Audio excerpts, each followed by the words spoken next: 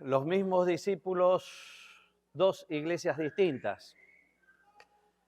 La historia que vamos a estar analizando hoy está en Lucas, el capítulo 24, y yo quiero que abran sus Biblias ahí porque no vamos a salir de ahí. Y ustedes van a ver que es una historia que es muy conocida, una historia que quizás desde chiquito nos la han contado. Una historia que quizás la hemos leído muchas veces, una historia que hemos escuchado muchos sermones. Pero es una historia que es vital para entender lo que Dios quiere de la iglesia. Nosotros como conferencia estamos buscando que todos nosotros podamos construir iglesias que sean sanas. La iglesia que Dios quiere realmente en la Biblia. A veces tenemos modelos que son modelos culturales, que nos vienen con nuestra cultura.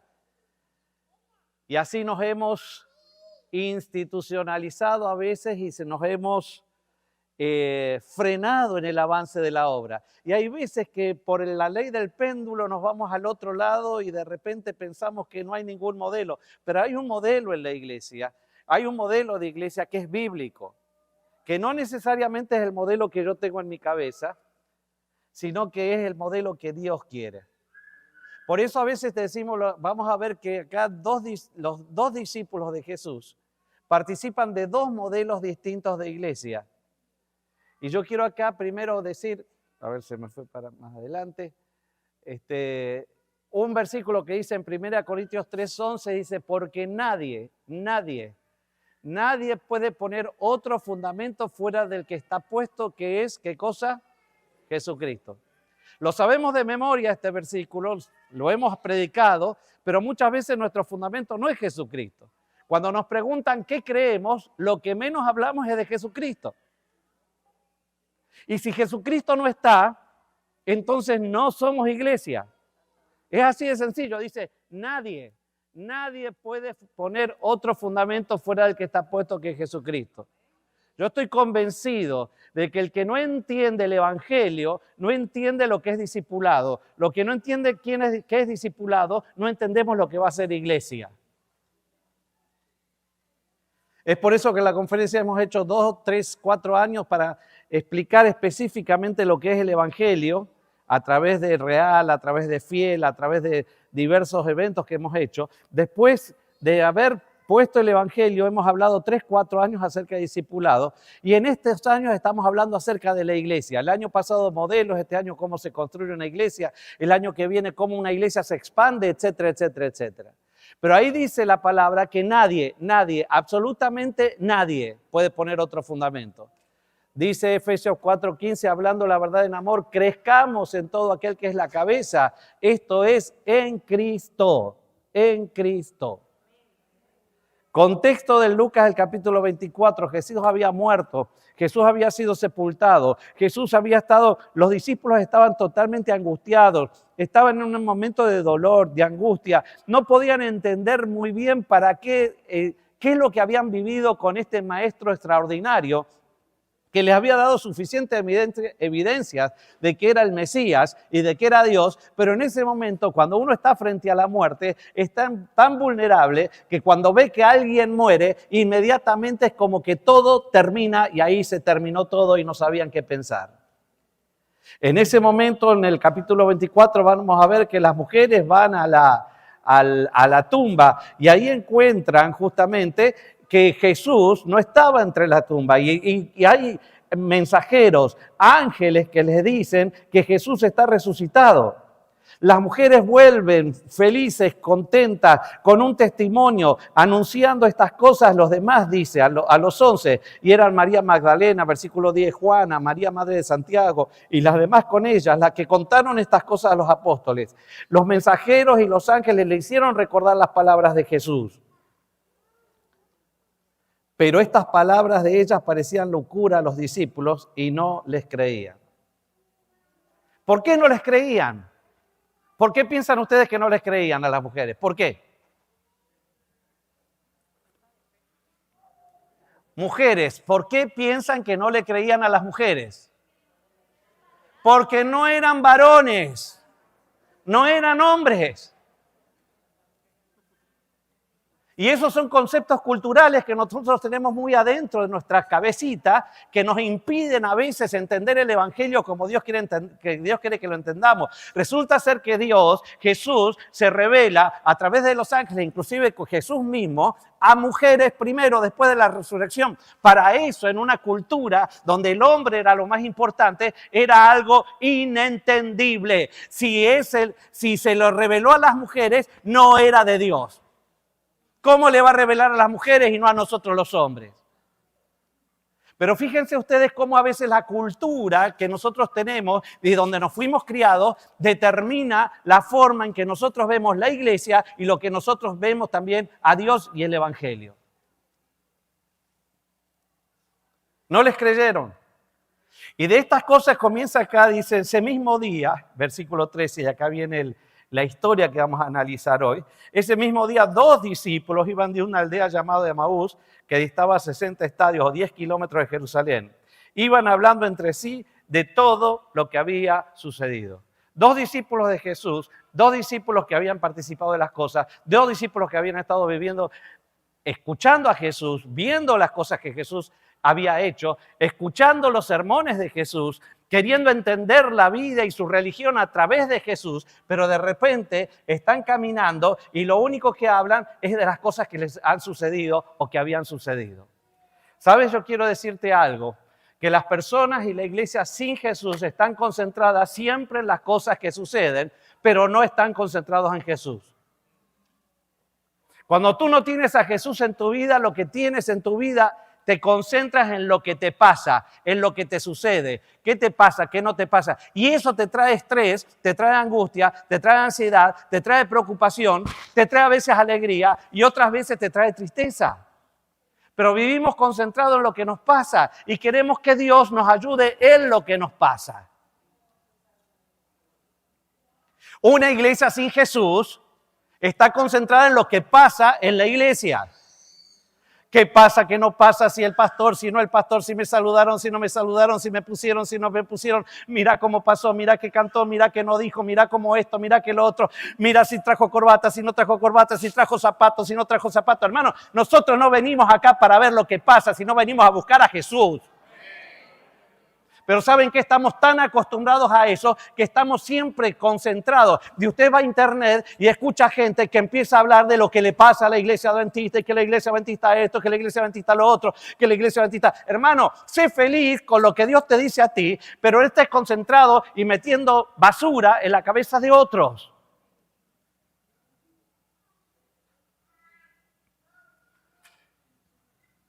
Pero eso nos pasa en la vida individual y nos pasa en la vida eclesial. Sin Jesús estamos concentrados en lo que nos pasa. Fíjense a Abraham. Abraham, Dios le había prometido, en ti serán benditas todas las familias de la tierra. ¿Qué significaba eso? Que de su descendencia iba a venir el Mesías. Si la Mesías venía de su descendencia, entonces de su descendencia venía la salvación. Si venía la salvación, entonces Dios garantizaba la salvación a través de un hijo suyo. ¿De quién era el problema? ¿De Dios o de Abraham? ¿Quién prometió el hijo? ¿Dios o Abraham? Dios. Entonces, ¿de quién era el problema? Pero ¿saben qué? Abraham no estaba concentrado en Dios. Y Abraham estaba concentrado en sí mismo. Y entonces lo encontramos en Génesis, el capítulo 15, donde Dios había hecho maravillas a través de él. Había liberado, ¿se acuerdan esa confabulación de reyes que Abraham había conjurado, por así decirlo? Y Dios lo estaba bendiciendo, pero él estaba infeliz. Él estaba angustiado, estaba ansioso. Y lo ven en Génesis, el capítulo 15, que Dios se le aparece y le dice, ¿qué te pasa, Abraham? Y dice, ¿cómo que me pasa? ¿Cómo no voy a estar angustiado si no tengo un hijo? Si no tengo un hijo, no viene el Mesías. Si no viene el Mesías, no hay salvación. Si no hay salvación, estamos todos perdidos. ¿Dónde estaba concentrado él? ¿En la promesa de Dios y en el Dios de la promesa, o estaba concentrado en lo que él teóricamente debería hacer para que la promesa se cumpla? Él estaba concentrado en él. ¿Y Dios qué le dice? Sal fuera, Abraham. ¿Dónde estabas? Adentro. Cuando tú estás adentro y no estás concentrado en Dios, tú puedes mirar solamente hasta el techo nada más. Estás concentrado en los problemas y los problemas te agobian. Y es cierto, estamos en un mundo de dolor. Es cierto que nos cuesta salir de... Por supuesto que Dios no nos impide que tengamos dolor en el alma cuando hay cosas que nos pasan que son negativas, pero lo que Dios quiere es que trascendamos a las cosas que nos pasan. Él acepta nuestro dolor, pero ¿saben qué? Él quiere que veamos más allá y le dice a Abraham, sal fuera y mira hacia arriba.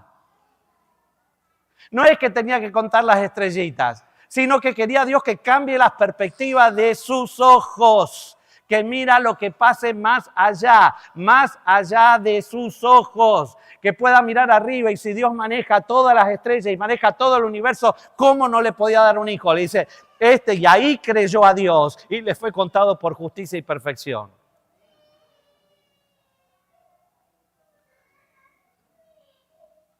Hay todas, si ustedes empiezan a analizar todas las historias de la Biblia, pasa exactamente lo mismo.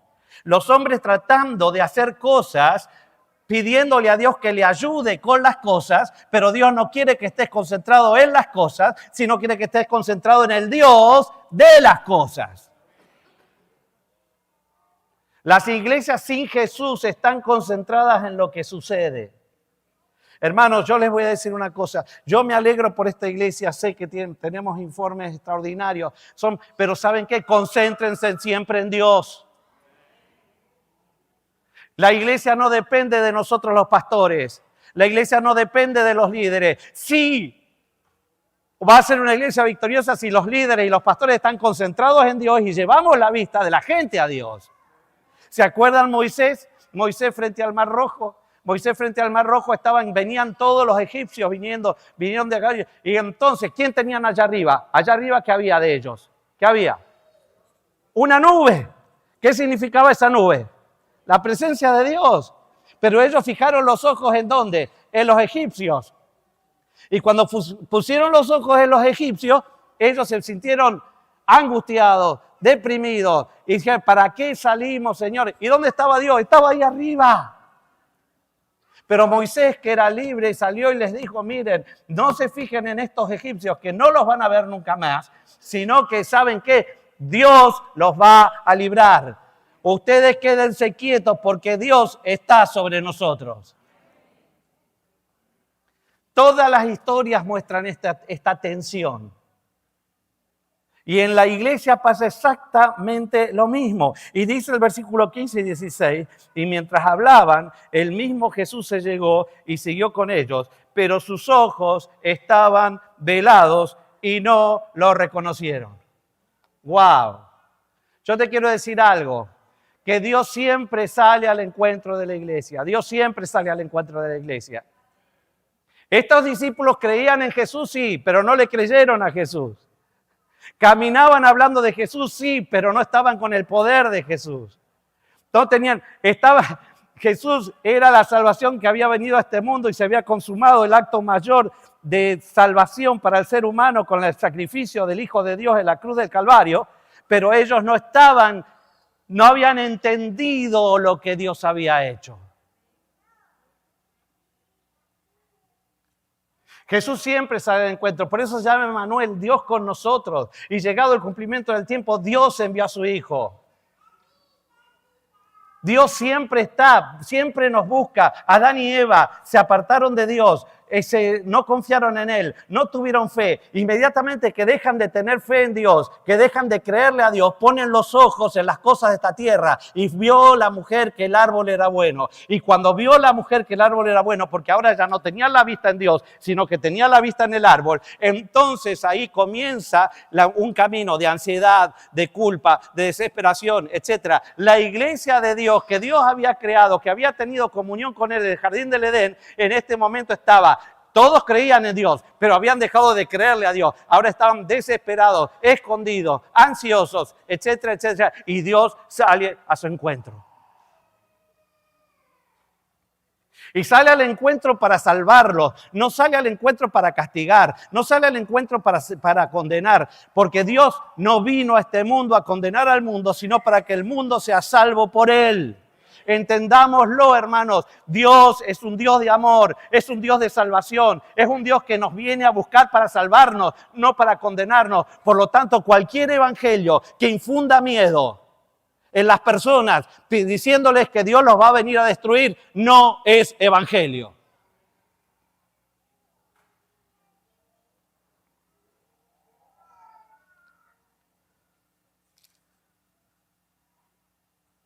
¿La iglesia de Dios es perfecta?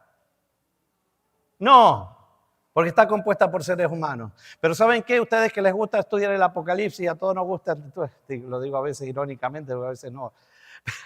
Pero cuando usted ve las 7 iglesias, ¿Dios tiene reproches para las iglesias en Apocalipsis? Sí. Hay 2 iglesias nomás que no tienen reproches. ¿Cuáles son? Filadelfia y Esmirna. Tenemos que repasar, ¿eh? Vamos a repasar un poco la... Y las iglesias eran todas imperfectas. Todas imperfectas, salvo estas 2 que no hay reproches, pero no significa que no tenían imperfecciones humanas. Lo que tenían una actitud coherente con respecto a Dios y su salvación. ¿Y saben qué? Y les voy a decir, para que ustedes nomás sepan, las 7 iglesias corresponden a mensajes específicos que Dios les dio a las iglesias específicas de esa época en el contexto específico donde estaban viviendo. A la vez, representan la iglesia a través de la historia y a la vez puede representar todas las condiciones de la iglesia en un momento determinado de la historia donde yo puedo pertenecer a alguna iglesia por las características que Dios dice de esa iglesia. No sé si estoy siendo claro. O sea, hay varias maneras de ver estas profecías. Pero ¿saben qué? Lo importante es que en todas las iglesias Dios va y tiene un mensaje de salvación para cada y una de las iglesias. No importa la condición, Dios tiene un mensaje para la iglesia.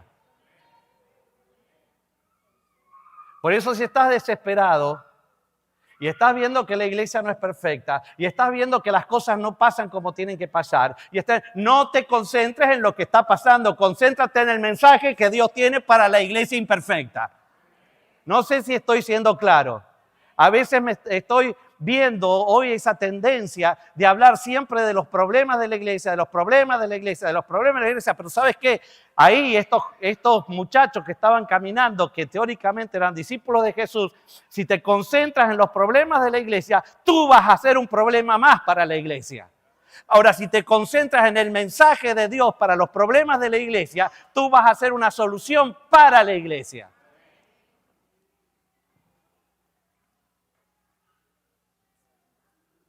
Hay algo triste acá. Dice, los ojos estaban velados. Los ojos estaban velados y no lo reconocieron. Cuando yo era chiquito y me predicaban esto y me enseñaban esto, yo pensaba que iban de noche. Porque, no sé, pensaba que no lo veían a Jesús. No, era de día. Ellos llegan casi al anochecer a Emaús, pero era de día. Lo que pasa es que sus ojos no estaban puestos en Jesús. Tanto no estaban puestos, tanto estaban contando todo lo que había pasado, todas las cosas que había pasado en la iglesia, etcétera, las cosas que habían, de cómo ellos la pensaban, bla, bla, bla, que no reconocieron al maestro y no reconocieron a aquel que ellos siguieron durante 3 años y medio. Lo más triste y lo más patético para alguien que dice ser pueblo de Dios es no reconocer a Jesús. Que nos reunamos los 52 sábados de este año, del año, que cantemos aleluyas y glorias a Dios, etcétera, pero no lo veamos a Jesús en nada.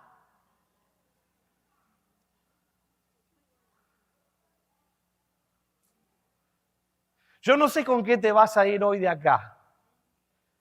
Pero ¿sabes que te tenías que ir mirando a Jesús? Te tienes que ir alabando a Jesús. Te tienes que ir reconociendo a Jesús. Te tienes que ir con los ojos abiertos a un Jesús que quiere ser la vida tuya en tu vida, por así decir, redundante. No hay peor tragedia para alguien que se dice cristiano, que habla de Jesús y las cosas relacionadas con Jesús y no puedan reconocer a Jesús a su lado. Reconocer a Jesús bajando, reconocer a Jesús hablando, reconocer a Jesús en medio de una iglesia imperfecta, reconociendo a Jesús queriendo sacudir a la iglesia imperfecta para que salgan de la carpa y miren hacia arriba.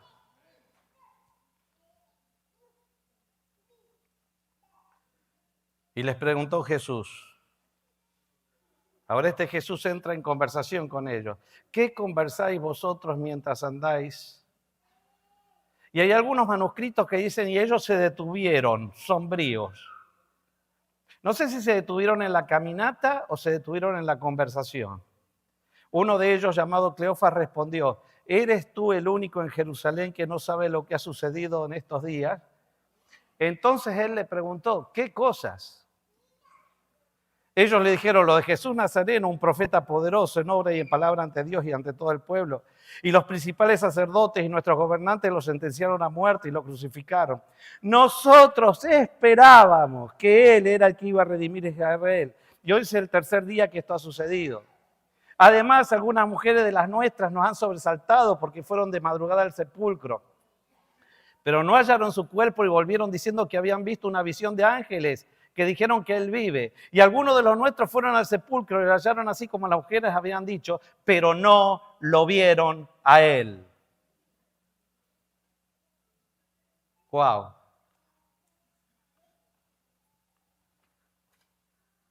Wow. Jesús comienza a caminar entre ellos, Jesús va a la iglesia, Jesús comienza, y no comienza con reproche, no comienza diciéndole cosas feas, no comienza aclarándole todo, sino simplemente le hace una pregunta, ¿qué conversan en el camino? Porque Jesús cuando llega siempre te pregunta para que tú tengas un diagnóstico claro de la situación en donde estás. Cuando bajaron para Adán y Eva, Jesús les preguntó, ¿dónde estás tú? Que no sabía dónde estaba, claro que sabía dónde estaban, pero ¿saben qué? La pregunta te clarifica el diagnóstico de tu situación. Cuando preguntas ¿qué conversas en el camino? La pregunta era para ver si estaban conversando del poder de Dios o de las cosas que suceden.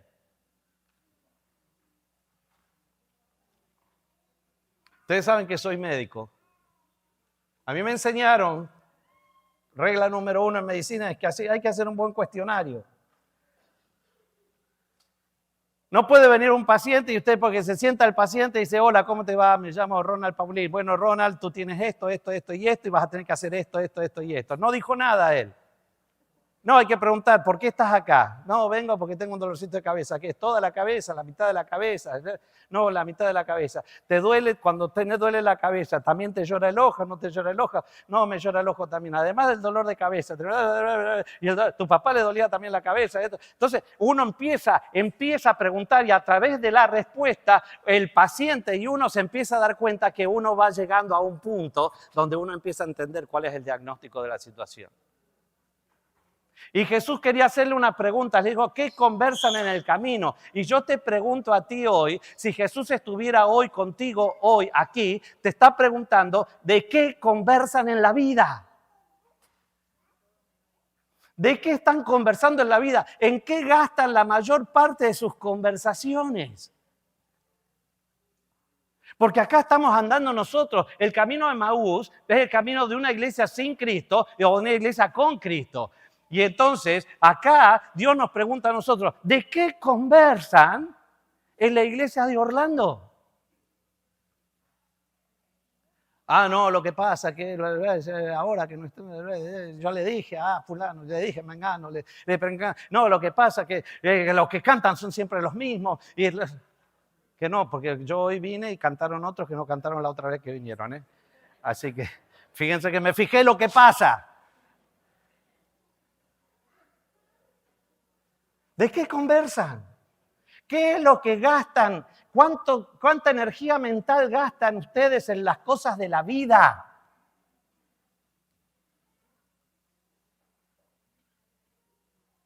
Y ellos tienen respuesta.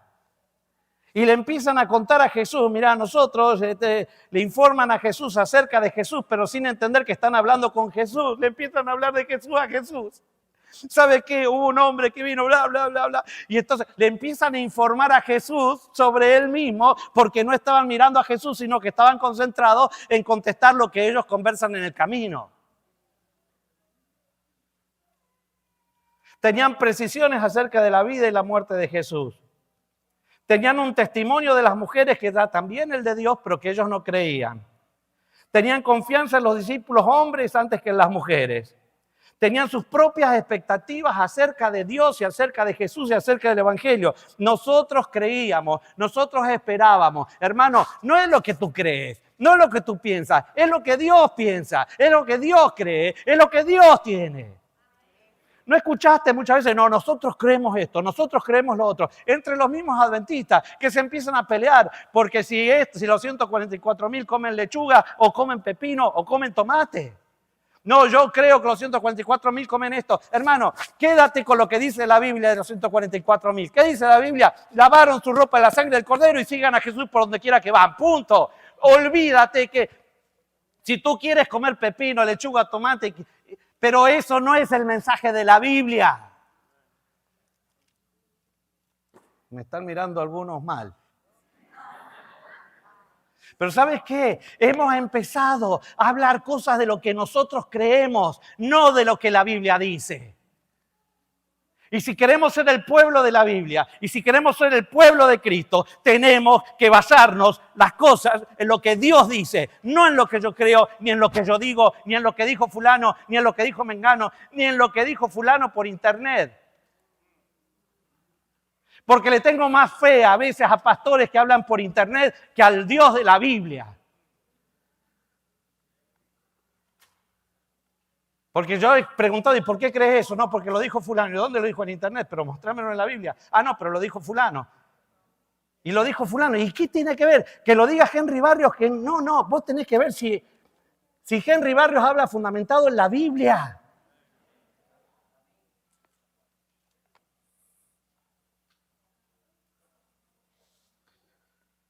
Ellos tenían el Evangelio del Cristo muerto. Hablaban de Jesús, pero sin entender el Evangelio, un Evangelio sin poder. Era un relato correcto, pero sin fe. Ellos estaban hablando de las cosas que pasaron, pero no tenían fe, porque no podían ver más allá de la muerte. No sé si estoy siendo claro. Hay veces que nosotros hablamos de cosas muy correctas, de muchas verdades. Pero ¿saben qué? Si Dios no está en esas verdades, no hay verdad en esas verdades. ¿Escucharon? Yo puedo hablar muchas verdades, pero si Jesús no está en esas verdades, no hay verdad en esas verdades.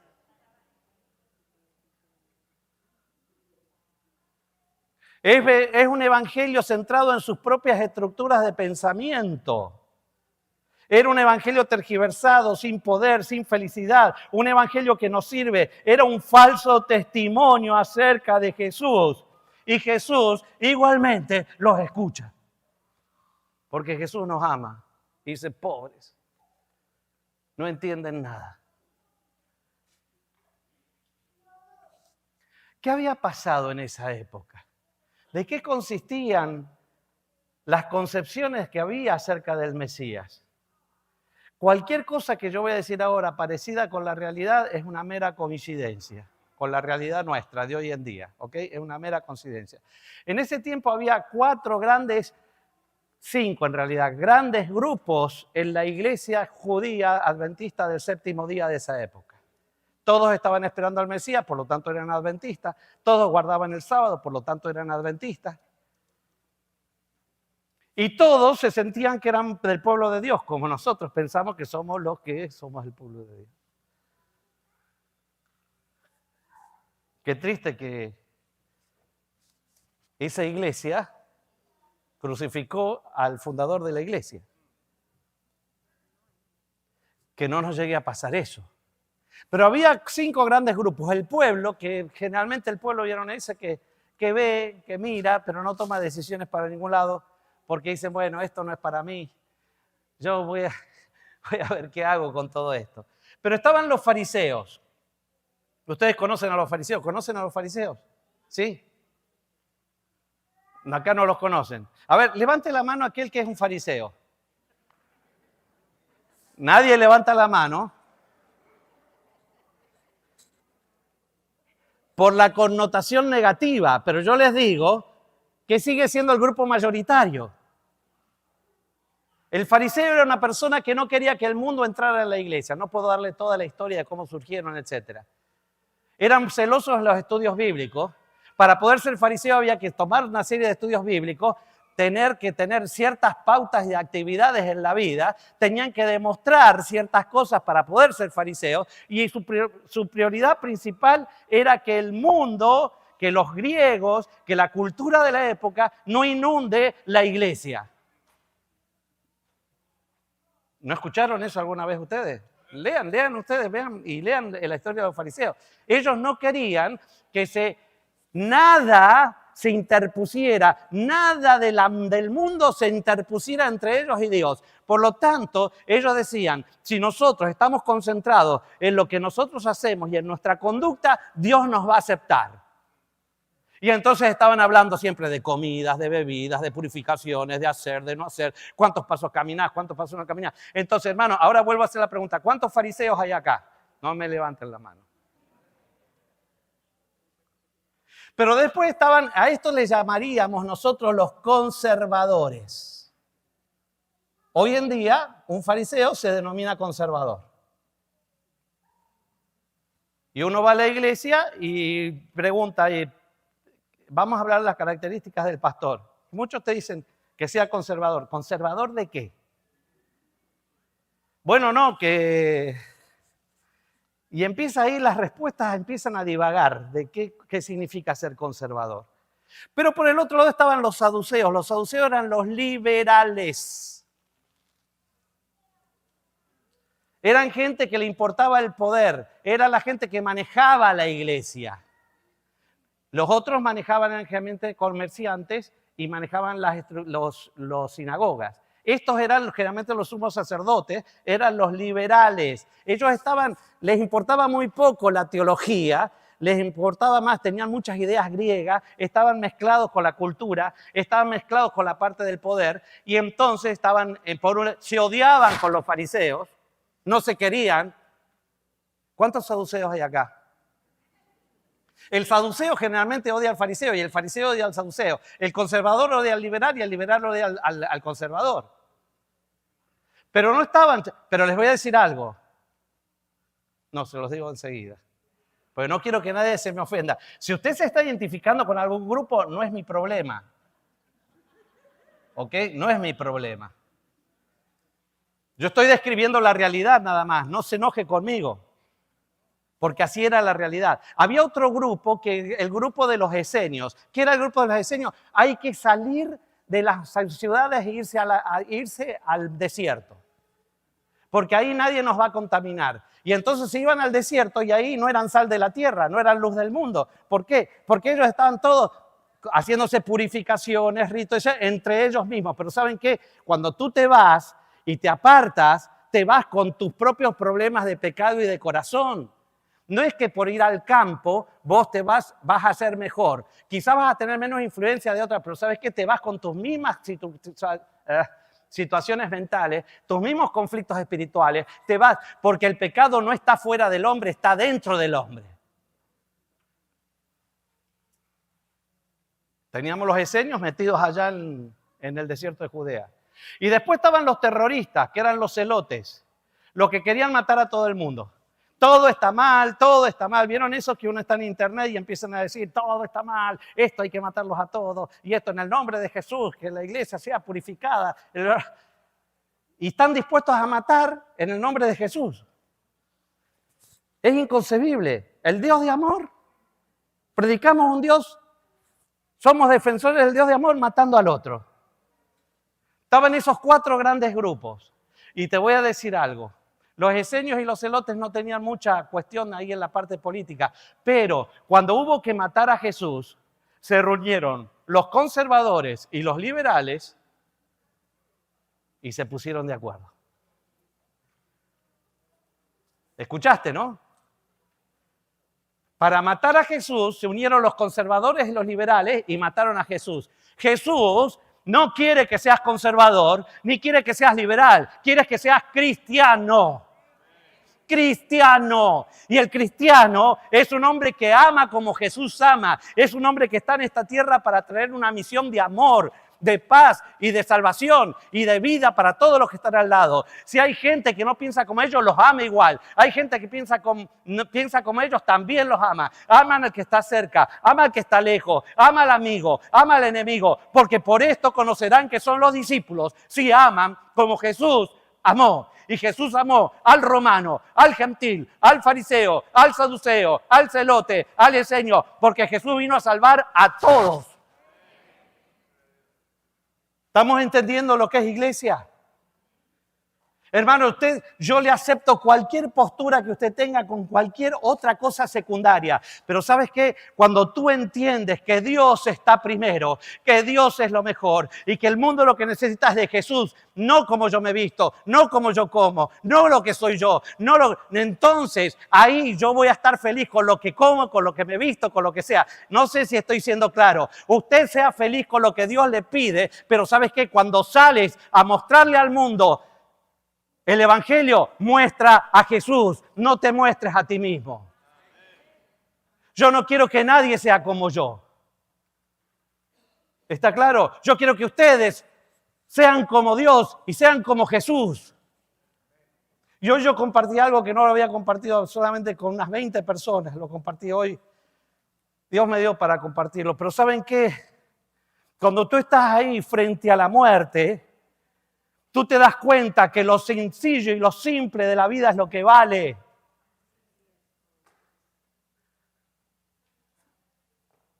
Yo me llegué a preguntar, ¿qué le voy a decir a mis hijos si les tengo que dar un mensaje final para ellos?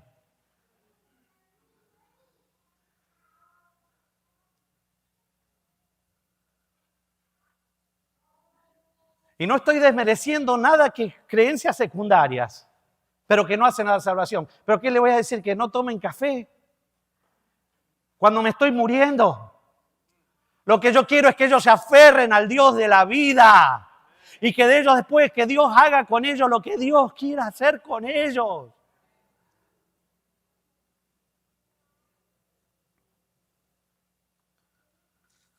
Tenían una concepción equivocada del Mesías. Estaban influenciados por la cultura. Nosotros creíamos que, dice. Y ya terminando, porque no quiero que nadie esté calculando a qué hora va a comer. Entonces Jesús les dijo, ¿qué te diría a ti? Simples y lentos de corazón para creer lo que anunciaron los profetas. ¿No era necesario que el Cristo padeciera estas cosas para entrar en la gloria? Jesús confronta con amor, les dice simple, le dice insensato. No pueden estar, qué faltos de inteligencia, qué faltos de fe para poder ver las cosas.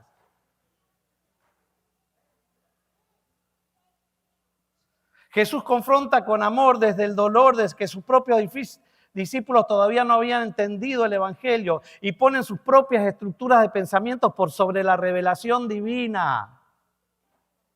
Y te voy a decir, cuando Jesús llega a tu vida siempre va a haber una dolorosa confrontación contigo mismo. ¿Dónde estás tú? La mujer samaritana, Jesús la confrontó. Ve, busca tu... No tengo marido. Sí, estás bien, no tenés marido porque has tenido 5 y el que ahora la tienes no es tu marido. No lo dijo para que ella se sienta mal. Lo dijo solamente porque Dios cuando llega a tu vida te confronta con tu propia realidad. Ahora, cuando tú no quieres que Jesús llegue a tu vida, tú vas a querer seguir pensando que tú estás bien, que lo que siempre pensaste estuvo bien, que cómo encarás la religión está bien. No, cuando Jesús llega, te produce un shock en tu vida donde tú realmente empiezas a darte cuenta dónde estás parado. Y dice insensatos y perezosos de corazón.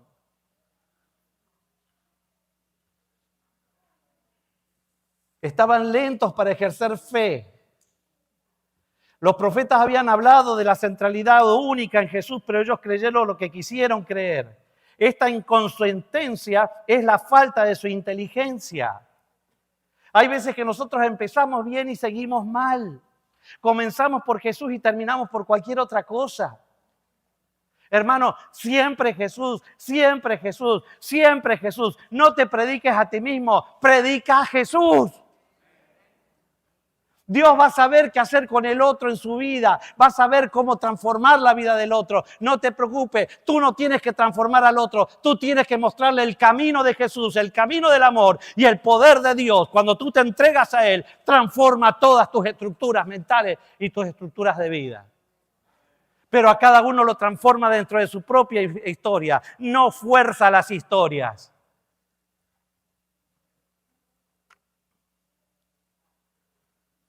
No era necesario que padeciera estas cosas para entrar en su gloria.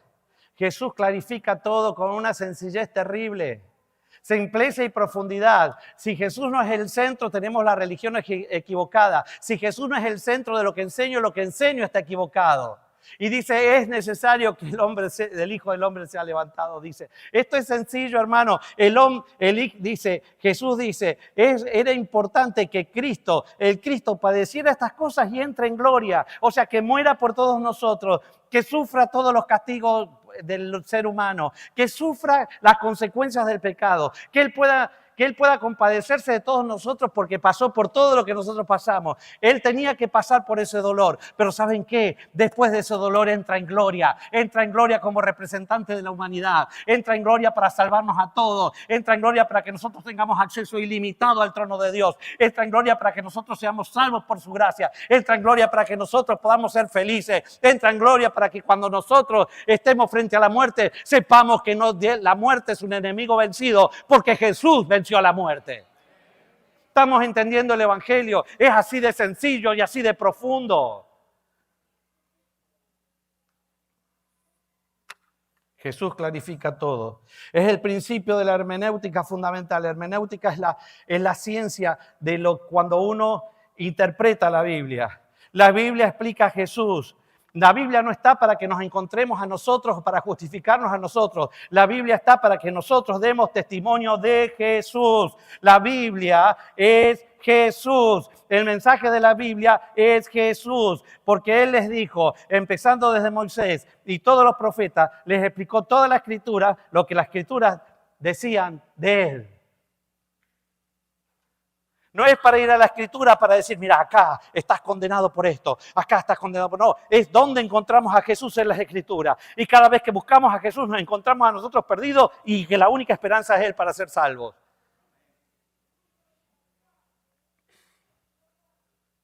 Podría poner una serie de ejemplos, pero hay veces nosotros estamos más preocupados para mostrarle a los demás quiénes somos nosotros con la Biblia que quién es Jesús. Y les pongo un ejemplo. Apocalipsis, el capítulo 12. A nosotros que nos gusta tanto Apocalipsis. Apocalipsis, el capítulo 12. Habla de que el dragón se llenó de ira ¿contra quién? ¿Contra quién? ¿A quién quería matar el dragón? ¿A quién quería matar? A Jesús. ¿A quién odia Satanás? A Jesús. ¿A quién quiere matar Satanás? A Jesús. ¿A quién quiere liquidar? A Jesús. Y entonces, como se da cuenta que no puede con Jesús, se va a hacer guerra contra la descendencia. El remanente. ¿Y el remanente qué tiene? Dos características. ¿Qué dice? ¿Guardan qué? El mandamiento de Jesús y tienen qué. Y entonces, ¿quiénes son esos? ¿Quiénes son esos? Y entonces nosotros inmediatamente decimos, nosotros somos esos. ¿Por qué? Porque nosotros guardamos el sábado y todos los demás no. Mi hermano, eso no está diciendo la Biblia ahí.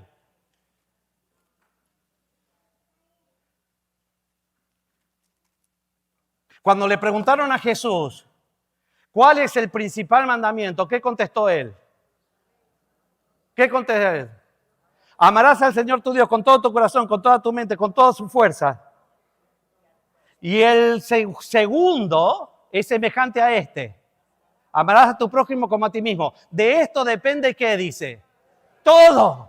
De esto depende todo. Por lo tanto, el gran mandamiento que Dios pide que nosotros tengamos es que amemos como Jesús ama. Eso depende todo. Si no tenemos el amor, hermano, por más sábados que guardes, no te va a perseguir nadie.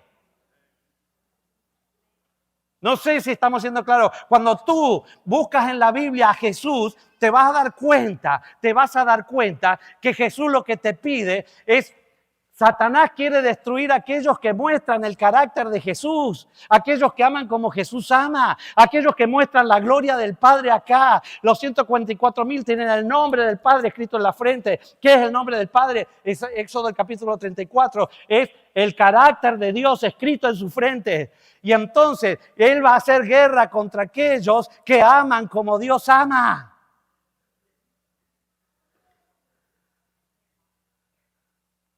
Estoy interpretando en base a Jesús. No estoy interpretándome para que tú digas, ¿sabes qué? Tienes que ser como yo. Y ahora usted me dice, y el sábado es un mandamiento. Gracias. Es un mandamiento que me da el reposo. Si yo realmente entiendo el Evangelio, ¿saben qué? Hoy día no es un día que yo guardo, es un día que celebro el reposo mental que Dios me da en Jesús, de que puedo ser salvo de hoy para siempre.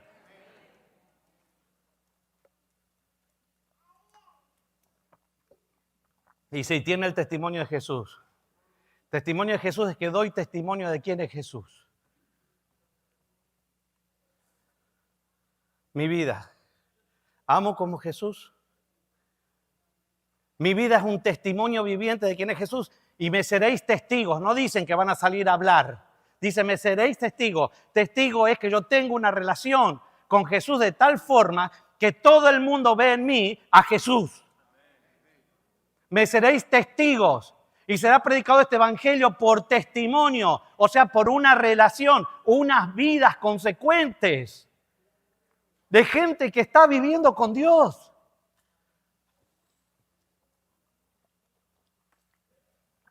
Quizás, gracias. Quizás, ya estoy terminando, ya estoy terminando. Quizás alguno hoy se vaya mal porque dice, no soy el pueblo de Dios, evidentemente, todavía. Y quizás alguno se vaya bien, porque dice, bueno, en realidad a mí Satanás no me va a perseguir. No sé. Pero lo que te estoy mostrando es que Dios quiere que clarifique todos tus conceptos a la luz de Jesús. A la luz de Jesús. Y que vivas feliz a la luz de Jesús. Que enseñes todo a la luz de Jesús. Que el centro de tu vida sea Jesús y que el Hijo del Hombre sea levantado, porque cuando el Hijo del Hombre es levantado, a todos va a traer a sí mismo. Y llegaron a la aldea donde iban y hizo como ahí que iba más lejos, pero ellos lo apremiaron a quedarse diciendo, quédate con nosotros, porque se hace tarde y el día ha declinado. Entró pues a quedarse con ellos. Hasta este momento ellos escucharon, pero no lo vieron. No lo vieron. Y yo te voy a decir algo. Jesús solamente se revela en comunión. La apertura de los ojos es cuando Jesús es el centro de tu vida y tú lo invitas a pasar a tu casa. Cuando tú lo invitas a comer contigo, cuando tú lo invitas a caminar contigo, cuando tú estás centrado en Él y cuando Él entró, porque cuando Jesús entra en tu casa, no se comporta como un huésped, se comporta como el Señor de la casa. Porque fíjense que cuando estuvo con ellos a la mesa, tomó el pan, lo bendijo, lo partió y se los dio. Y entonces, dice, entonces fueron abiertos sus ojos. ¡Wow! Dios se va a revelar en comunión. No se va a revelar por este sermón meramente. Se va a revelar si tú quieres tener una relación estrecha con Él. Se va a revelar si tú le abres la puerta y dejas que Él cene contigo. Se va a revelar si Él puede compartir el pan contigo diariamente, cada día, porque tú lo buscas a Él y solamente a Él. ¿Y saben qué? ¿Por qué se desapareció de la vista? ¿Saben por qué desapareció de la vista? Porque cuando tú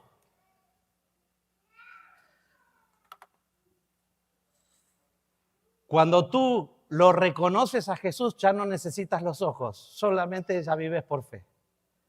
Porque sin fe es imposible. Y la fe es la certeza de lo que se espera, de la demostración de lo que no se ve. Cuando ellos abrieron sus ojos y se dieron cuenta que estaban con Jesús, Jesús desaparece porque ellos ya iban a ver a Jesús hasta que se mueran.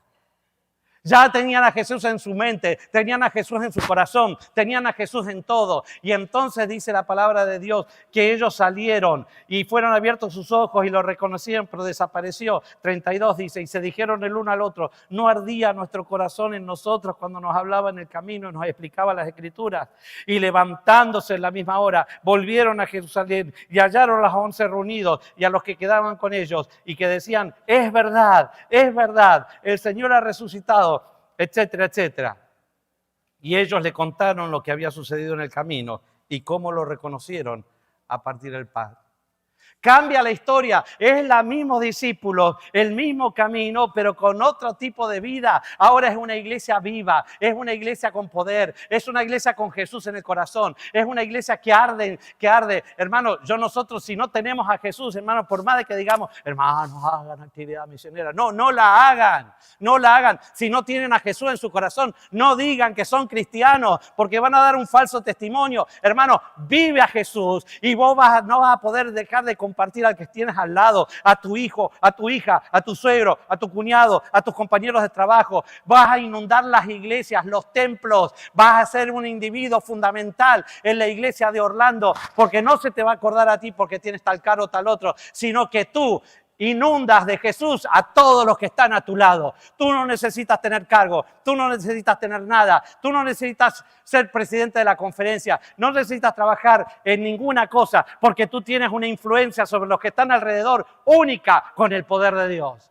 Es otra iglesia, son los mismos discípulos con dos iglesias distintas. Ahora ellos vuelven a su lugar de reunión, vuelven a los discípulos que estaban reunidos, los discípulos que tenían desesperanza, los discípulos que estaban angustiados, los discípulos que no le querían a las mujeres. Pero saben que no vuelven diciendo, tenemos que volver a esa iglesia que está tan destruida, esta gente que no le cree a nadie. No, ellos tenían un mensaje que era que Jesús vive.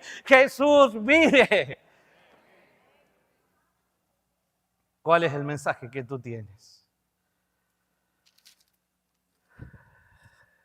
Y cuando ellos estaban aún contando estas cosas, Jesús mismo se puso entre ellos y les dijo, paz a vosotros. ¡Wow! Jesús trae paz a la vida de los discípulos. Y trae paz a la iglesia. Las iglesias que están peleadas no está Jesús. Las iglesias que se pelean por el color de las paredes no está Jesús. Las iglesias que se pelean porque hay que comer y que no hay que comer no está Jesús. Las iglesias que se están peleándose por si hay que usar corbata o no está Jesús. Cuando Jesús llega, trae paz, trae equilibrio. Todos nos toleramos los unos a los otros porque todo lo único que nos importa es ser testigo de un Jesús. De un Jesús que me salvó, un Jesús que me da paz, un Jesús que me da vida, un Jesús que me da esperanza. Jesús y solo Jesús. Yo te invito hoy a que seas alguien que aporte a Jesús a esta iglesia.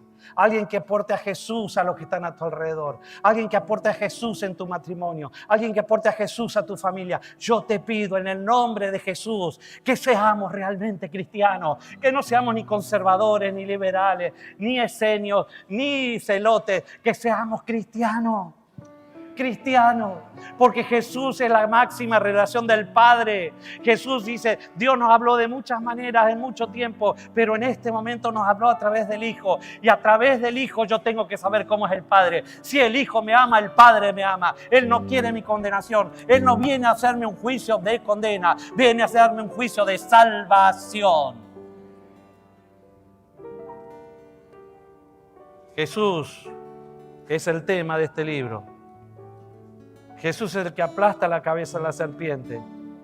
Jesús es el Cordero de Dios del sacrificio de Abel. Jesús es la bendición de la promesa de Abraham. Jesús es la escalera de Jacob. Jesús es el refugio de David. Jesús es la sabiduría de Salomón. Jesús es el Mesías sufriente de Isaías. Jesús es el deseado de todas las gentes de Ageo. Jesús es el del pesebre, es el bebé que vino y se metió entre nosotros como un bebé. Jesús es el Dios del Calvario. Jesús es el Dios de resucitado. Y Jesús es el que va a venir pronto. Jesús. Llenen de Jesús este mundo, porque nadie puede poner otro fundamento que el que está puesto, que es Jesús. Por eso, Hoy me propuse no saber a nada entre vosotros, sino a Jesucristo y a este crucificado, para que vuestra fe no esté fundada en sabiduría de hombres, sino en el poder de Dios. ¿Quieres poner a Jesús como centro de tu vida? Ponte de pie y vamos a cantar. Fija tus ojos en Cristo. Eso nos va a llenar a nosotros. ¿Saben qué? Olvídense de Henry Barrios. Olvídense de quién vino. Solamente lleven a Jesús en su corazón hacia sus casas.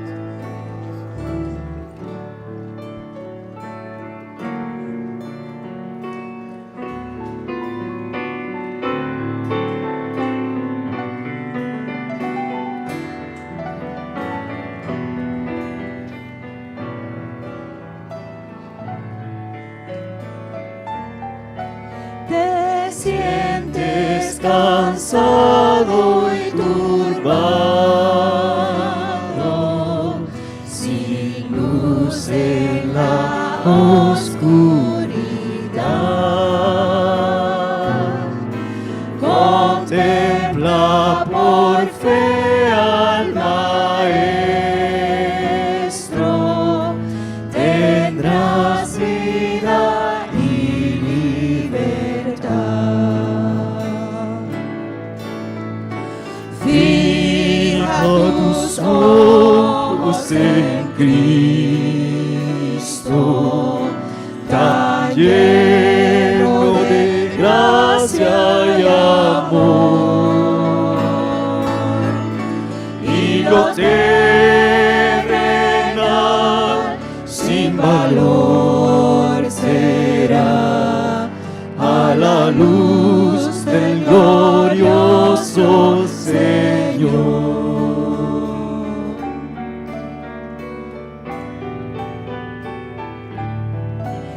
De muerte a vida eterna,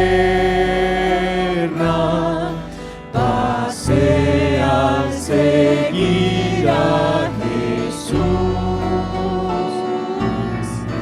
Me libra de todo pecado, mediante su muerte en la cruz. Fija tus ojos en Cristo,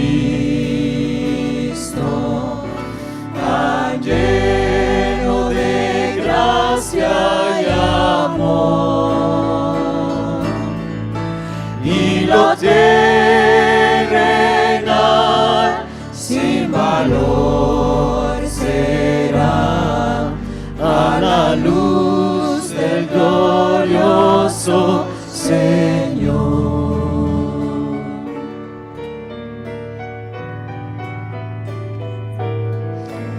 Jamás fallará su promesa, con fe hazle tu petición. Al mundo perdido anuncia las nuevas de la salvación.